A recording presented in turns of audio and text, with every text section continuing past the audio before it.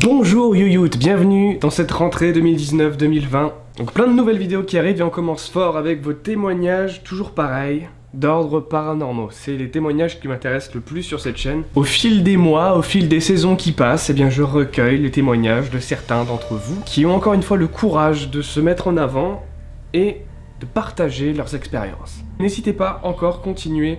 Vous avez l'adresse qui est dans la description, l'honneurpro92@gmail.com. C'est ici qu'il faut m'envoyer vos témoignages audio, vos témoignages en vidéo. C'est effectivement les seuls témoignages qui passeront dans cette émission. Ça peut aussi être des choses que vous avez filmées, des choses que vous avez pris en photo. Je fais un tout petit truc là.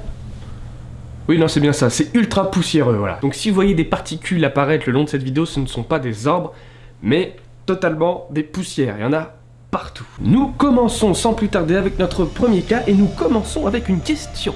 Y a-t-il un mécanicien dans la pièce? De préférence spécialisé dans les scooters qui ont le cul littéralement hanté. Pourquoi cette question? Parce que notre premier cas ressemble beaucoup à un défaut d'ordre mécanique, d'ordre technique, quelque chose qui peut apparemment s'expliquer, et tout devient encore plus bizarre quand ces défaillances techniques ont l'air de répondre au propriétaire du scooter. Je vous laisse bien évidemment observer cela en images. Je suis tout seul. Ça c'est tous mes outils, y a pas. Ça c'est tous mes projets. Là il y a personne, hein. Regardez, hein. Y a personne qui s'est planqué, hein. Vous voyez bien. C'est où je pars mes bordels. Il s'est passé un truc super intriguant. Mon scooter s'est mis à. C'est peut-être un faux contact, tu vas me dire, mais non, c'est pas possible, tout est neuf.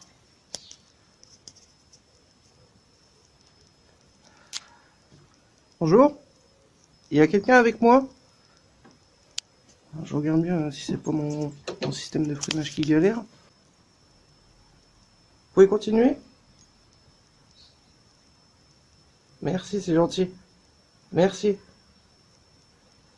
Et je vous prouve, il n'y a personne. Hein. C'est gentil, merci. Vous pouvez arrêter maintenant? Est-ce que vous pouvez arrêter?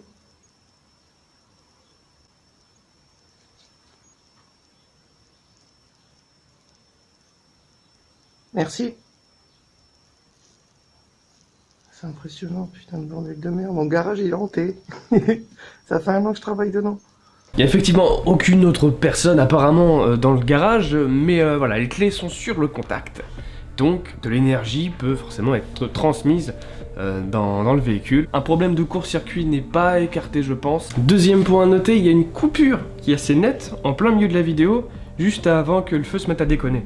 Bah j'ai demandé une explication forcément au propriétaire de la vidéo, et il m'a expliqué que ça faisait un moment en fait qu'il se passait plus rien, donc il avait coupé son téléphone, et ça se remettait à faire des siennes et à répondre comme ça, et c'est là qu'il a repris le téléphone. Du coup, bah, il a collé les deux séquences pour faire une seule vidéo. Ok, ça se tient, pourquoi pas. Ça ne rend pas le phénomène moins étrange qu'il ne l'est. Je pense pas à une volonté de faire un fake ou quoi que ce soit dans le genre, mais ça m'étonnerait que ça soit lié à une force paranormale, ce serait vraiment bizarre. À moins que les seules forces paranormales qui nous entourent soient des Transformers. Et là ça se tient. Et comme le dit notre homme dans cette vidéo, la première chose qui vient à l'esprit, c'est le faux contact. Tout le temps il le répète à chaque fois, c'est un faux contact? Mais non, c'est pas un faux contact, c'est pas possible. Mais si, c'est un faux contact. Maintenant l'avantage d'être en communauté, et c'est aussi pour ça que je voulais vous présenter ce cas en vidéo, c'est que bah il y a beaucoup, très certainement, de connaisseurs. Voilà, que ce soit des professionnels, des garagistes, des jeunes qui touchent un petit peu leur bille, qui ont l'habitude de démembrer leur scooter et de le remonter.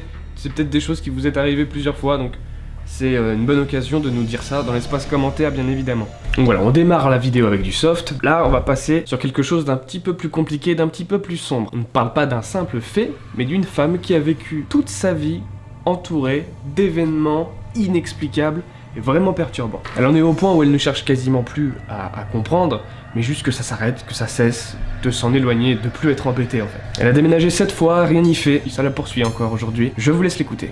Donc en fait voilà, de base moi je viens d'une famille croyante, protestante. En grandissant je n'ai plus du tout pratiqué et je ne suis plus dans une religion. Je reste ouverte d'esprit à l'idée qu'il y ait quelque chose au-delà d'eux, mais je ne suis plus du tout dans une religion où j'essaie toujours de comprendre, je suis assez cartésienne, donc quand il se passe quelque chose, j'essaie toujours de comprendre qu'est-ce qui s'est passé d'explicable. Pour préciser, je n'ai pas de pathologie à part des crises d'angoisse, je n'ai rien. Tout a commencé en fait quand j'avais, depuis que je suis toute petite, je dormais, j'avais mes jouets électroniques qui s'allumaient tout seuls, dont mon ordinateur, voilà, des choses comme ça.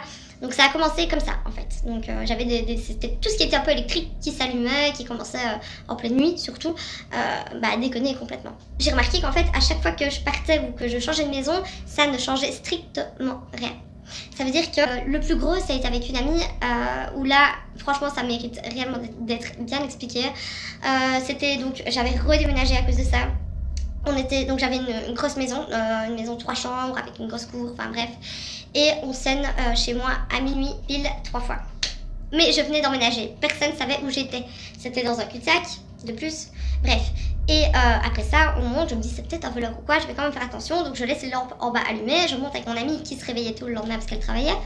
Et on monte dans ma chambre et j'avais pris la chambre qui se ferme à clé en fait pour dormir. Donc je ferme ma clé et de là, mon ami s'endort et moi je suis sur mon téléphone. Et puis j'entends des petits pas, des petits bruits, etc. Alors que j'entendais pas les voisins aussi là-bas.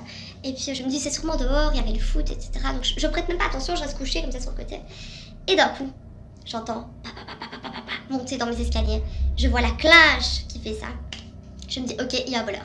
J'appelle les flics, mon cœur a mis à l'heure, j'avais l'impression que ça a duré une éternité. Les flics viennent, ils pouvaient pas défoncer la porte, donc j'étais obligée de descendre.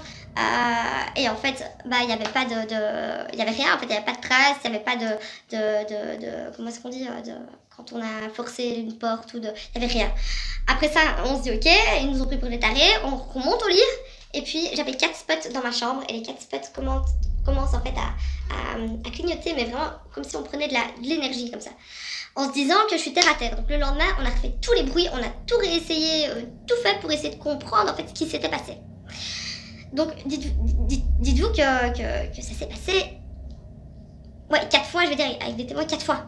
Voilà, donc c'est des choses comme ça, des paralysies du sommeil énormes où je me vois carrément dormir et c'est plein de choses comme ça que je vis au quotidien.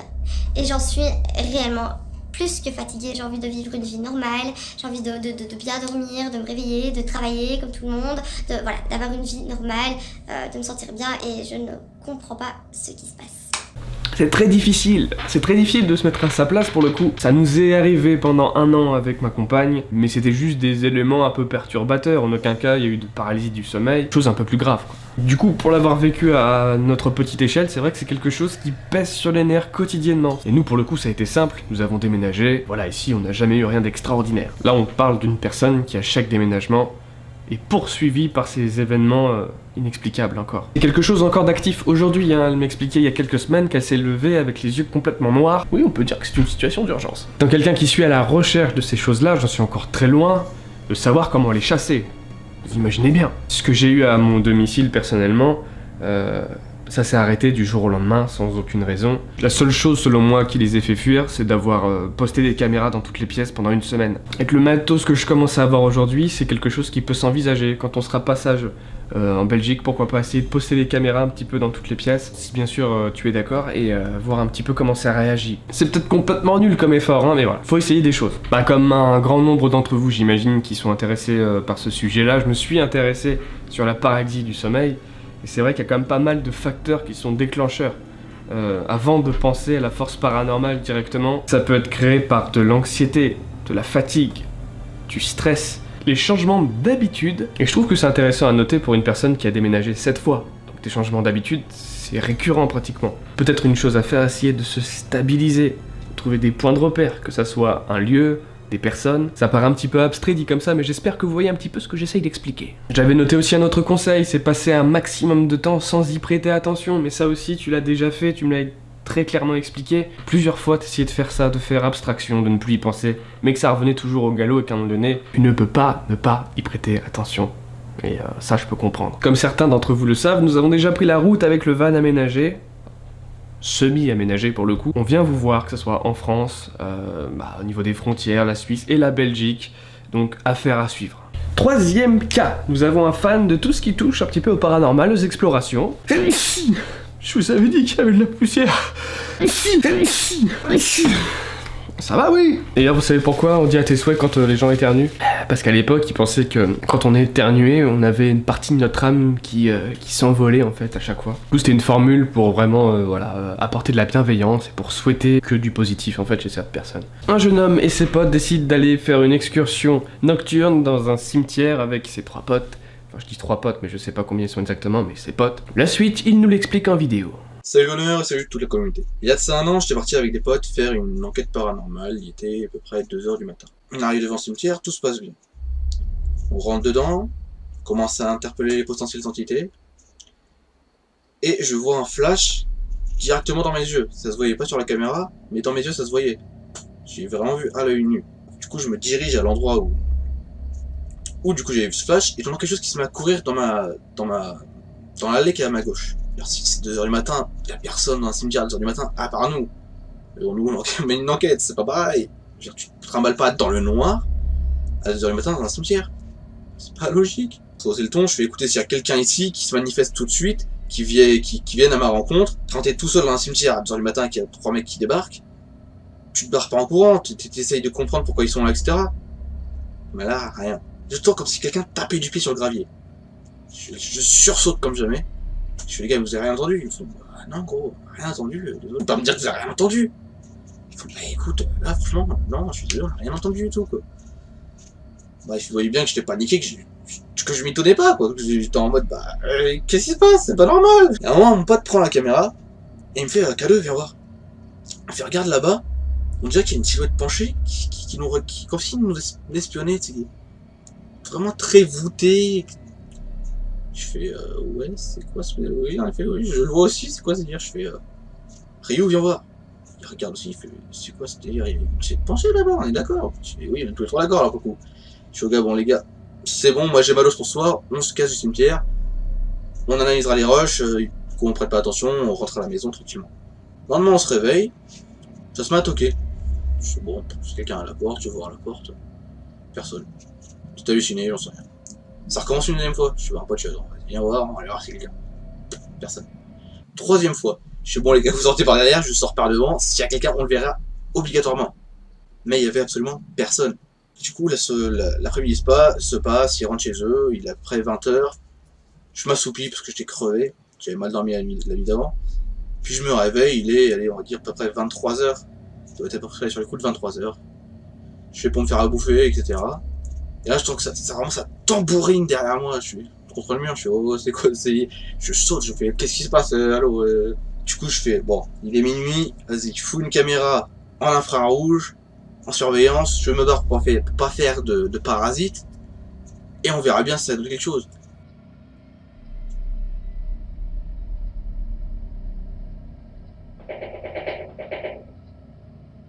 Alors, comment tu m'expliques ça? Pour le coup, j'aimerais bien avoir son avis. Parce que ça a duré jusqu'à 6h du matin. Premièrement, très bien joué pour le masque. Astucieux moyen pour garder l'anonymat, bravo. En ce qui concerne votre escale en plein milieu de la nuit dans un cimetière, je peux comprendre le flip presque permanent que vous pouvez avoir au moindre bruit en fait. L'ambiance généralement morbide que dégage le lieu, ça aide pas forcément à garder la tête sur les épaules. Je sais de quoi je parle.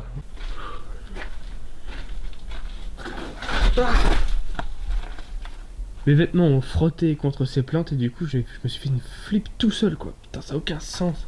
Après pour les bruits que vous avez entendus dans le cimetière, j'ai des tonnes d'explications parce qu'il faut savoir que c'est quelque chose qui est très fréquenté, pas forcément que par des humains. Les différents tombeaux font très souvent office de foyer pour les chats. Je sais pas si vous étiez dans une grande ville ou en pleine campagne, mais dans les deux cas, c'est très souvent complètement immergé de chats. Après ça dépend aussi de la saison dans laquelle vous avez fait la visite. Une autre explication un petit peu plus sombre cette fois-ci, c'est peut-être quelqu'un qui était présent sur les lieux mais qui ne voulait pas être vu. Peut-être quelqu'un avec de mauvaises intentions. Faut savoir que les voleurs de tombes aussi sont très fréquents. Pas autant que les chats, mais c'est pas mal. Vous étiez peut-être en supériorité numérique, il n'a pas voulu se faire repérer, et il est parti en douce. Mais assez rapidement, du coup, ça fait du bruit. C'est une explication possible. Je pourrais vous en donner des détails aussi des gardiens de nuit. Il y a des voyageurs, camping-cars qui viennent aussi souvent parce qu'il faut savoir que dans les cimetières, il y a de l'eau. Tout le temps, il y a toujours un robinet avec de l'eau. Donc les voyageurs lors des périodes estivales, ils peuvent aussi venir ici. Donc voilà, c'est un endroit où il y a quand même pas mal de circulation. Malgré l'aspect visuel que ça peut dégager. Là où je vais pas pouvoir autant m'avancer, c'est dans la partie de la maison. La deuxième partie de ton explication, de ton témoignage. Pas assez d'éléments pour pouvoir juger de quoi que ce soit. Est-ce que c'est une mauvaise farce? J'en sais rien. Le son que tu as enregistré, pour le coup, il est vraiment bruyant. J'imagine très bien que tu as eu du mal à dormir après. Pour le coup, ça peut se comprendre. Et après, pour le bruit en lui-même, soit la qualité de ta caméra ou de ton portable est pas terrible. Je dirais que le bruit sort de quelque chose d'électrique. Un peu comme une spirit box, tu vois. C'est un bruit très parasite, quoi. Sinon, à part ça, aucun constat. Voilà, je voulais juste parler de l'expérience du cimetière parce que je l'ai vécu et parce que voilà, je sais que notre imagination peut faire plusieurs saltos là-dedans, quoi. Voilà, après je peux me tromper, hein, sur tout ce que je dis depuis le début, je le répète encore, je peux me tromper. À vrai dire, le meilleur analyste de cette chaîne, ce n'est pas moi, mais c'est vous dans les commentaires. Chaque fois, dans cette émission, à chaque épisode, je trouve des réponses que j'aurais même pas pensé, ne serait-ce qu'à 2%, quoi. Donc, les analystes, c'est vous. Moi je ne fais que numérer les faits. J'ai de cogiter aussi à 2-3 explications rationnelles en mêlant un petit peu l'expérience que j'ai acquérie durant ces dernières années, dans ce domaine-là en tout cas. Voilà. Cette vidéo analyse est déjà terminée, donc on n'aurait eu que 3 témoignages. Le vrai témoignage urgent, c'est celle de cette jeune femme que je tairai le nom car elle a décidé de rester anonyme, vous l'avez bien compris. Donc là aussi dans les commentaires, hein, si vous avez des idées, tout ce qui est brûler de l'encens, les salles autour des fenêtres, tout ça, bon vous imaginez bien qu'elle a essayé à peu près tout ce qu'on peut lui recommander. Mais voilà, si vous avez d'autres idées auxquelles j'aurais pas pensé, n'hésitez pas. C'est fait pour ça, cette émission est faite pour ça et j'espère que ça permettra d'améliorer le quotidien de ceux qui en souffrent. C'est pas grand chose mais c'est des questions qui prennent de la place, qui pèsent leur pesanteur dans notre esprit et quelques éléments de réponse des fois ça aide de soulager un petit peu tout le bordel, quoi. Je vous souhaite une excellente rentrée pour ceux qui ne sont pas encore rentrés et on se retrouve très bientôt pour de nouvelles vidéos. Ça repart 2019-2020, c'est parti!